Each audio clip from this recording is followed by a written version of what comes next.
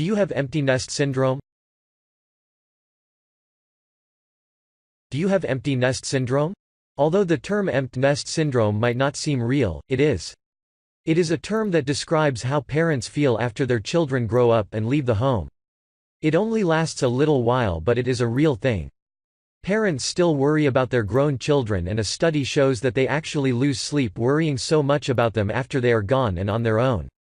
A study was done by researchers at Penn State University, Brigham Young, and the University of Texas at Austin, showing that parents go through a trasnitional period where they actually lose sleep worrying so much after their children leave the home.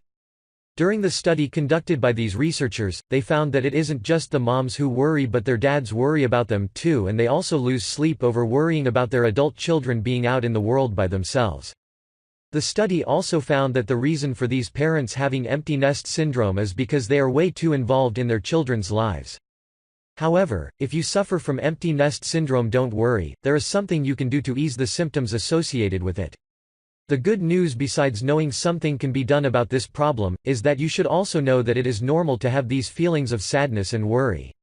It is normal to miss your kids and worry about them even if they are all grown up and out on their own. One thing you can do is realize that having stress because of this is not the problem, but the real problem is not having the ability to cope with that stress. If you can't deal with it good enough, you can end up with suppressing your immune system, which can lead to illness.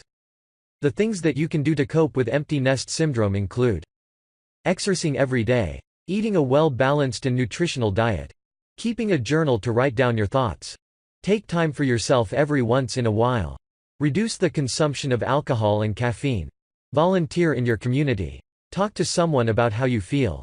After doing these things, you will be living a healthier life and keeping yourself busy enough to where you can cope with the problems of empty nest syndrome. Please help other families by sharing this on social media.